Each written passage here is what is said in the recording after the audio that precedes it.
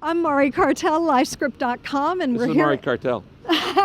And this is Pastor Rick Warren, and we're here in La Quinta talking about health. Let's talk a little bit about what it means for you to be here today. Sure. And a little bit about the diet, too, the Daniel diet. Sure.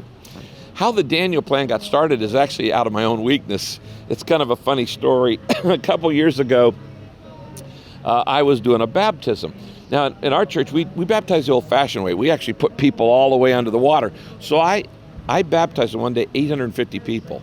That's about 150,000 pounds, which is why I'm so buff. Okay, I literally lifted, I felt the weight of America's obesity problems in my hands. I had a hands-on experience with the obesity problem in America.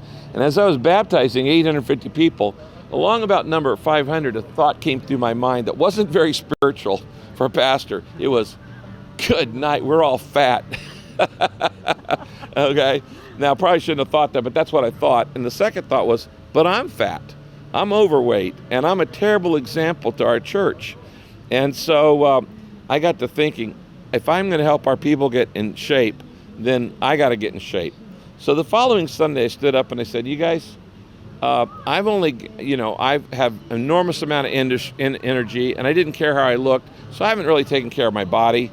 And I said, I've gained 2 or 3 pounds a year, that's all. But I've been your pastor for 30 years. So I said, I need to lose 90 pounds. And you could hear the breath being sucked out of the room. I'm saying this to about 20,000 people. And so I said, does anybody else want to join me on this journey? And I figured a couple hundred people would sign up to join me. That day, 12,000 people signed up. Oh my gosh. 12,000. By the end of the week, it's 15,000. So I said, now I got to get a plan, because I'm not just responsible for me, but for everybody else. That's when I enlisted Dr. Mehmet Oz, Dr. Daniel Amen, and Dr. Mark Hyman. We put together a website. It's called thedanielplan.com. And we said, first thing you got to know is your 5. You got to know your height, your weight, your waist, your blood pressure, and your cholesterol. And for 3 weeks, we set up these booths, tents, where about 20 doctors would help you get your numbers. Then you could go to the website and put them in and track your health. That's why, so we did that. In the first year of the Daniel Plan, our church lost over 250,000 pounds. Oh my gosh. Over 250,000 pounds. The most successful plan anywhere. In fact, groups like Harvard University, the Diabetes Association of America wanted to study Saddleback because our test group was bigger than theirs. You don't have to be a part of Saddleback Church. In fact, you don't have to be a part of a church, but you do have to do it in a group. What you do is you get a couple of friends and go, hey, let's do this together.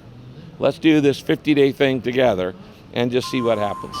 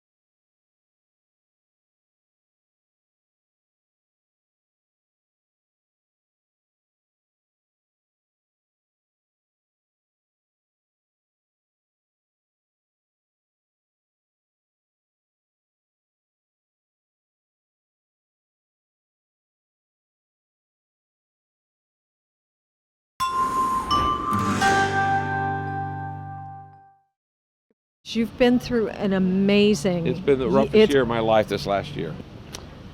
When did you know it was time to come back and take the reins again? Yeah. Well, for those who don't know, I had a son who struggled with mental illness for 27 years and took his life in 2013, the week after Easter. It was the day I prayed would never happen and the day I feared would. 27 years ago, my wife, when she was pregnant, got a very rare disease, and she had a rash on her whole body where she was bedridden for most of her pregnancy. Couldn't have anything touching her skin, couldn't wear clothes, couldn't have a sheet. I changed a bedpan for months. And during that pregnancy, there were two fears going through my mind. One was, is my wife going to live? And the other is the baby going to live? And then the third one was, is the baby going to be healthy? Kay lived, Matthew lived, but Matthew wasn't healthy. And he was born with mental illness. He struggled his entire life until he took his life in April. It was the worst day of my life. What happened over the next thing, one of the things that got me through that is one of the other, what we call three sauces. And it's faith, it's friends, and it's focus. Well, the faith and friends really helped me through this. One of them was, Saddleback is unique in that it's the only church in America has more people in what we call small groups than come on weekend. We have these groups that meet in homes, and this groups of 4, 6, 8 people, and they meet once a week. We have over 7,000 of them. They meet in homes from Santa Monica to Carlsbad, all the way down to San Diego.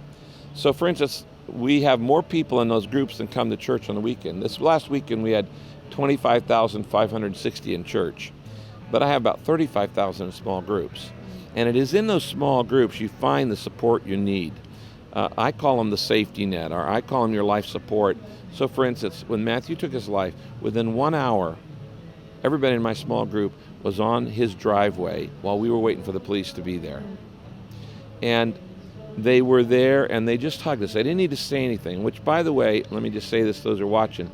When you have a friend go through a major conflict, crisis, tragedy, the more serious the issue, the less you need to say, okay? If you're having a bad hair day, you can talk about it for 30 minutes. If you have a son die, you don't need to say anything.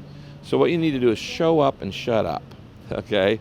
And that's what these people did. My small group showed up. I've been in this group 11 years, okay? And they were there for me. That night, after Matthew died, they all came to my house, spent the night. They said, we're not going home. We're not going home. They said, no, we didn't have beds for them. They slept on the couch, they slept on the floor, slept in chairs.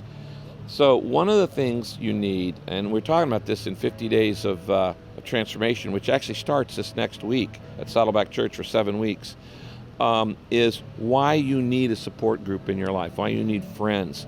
And you need that network before the crisis comes, okay? I had built these relationships before the crisis came, so when I was in it, that's one of the things that pulled me through, not just my faith, but my friends. Thank you again, Pastor. Really Thank appreciate you. it. All right, God bless you, everybody.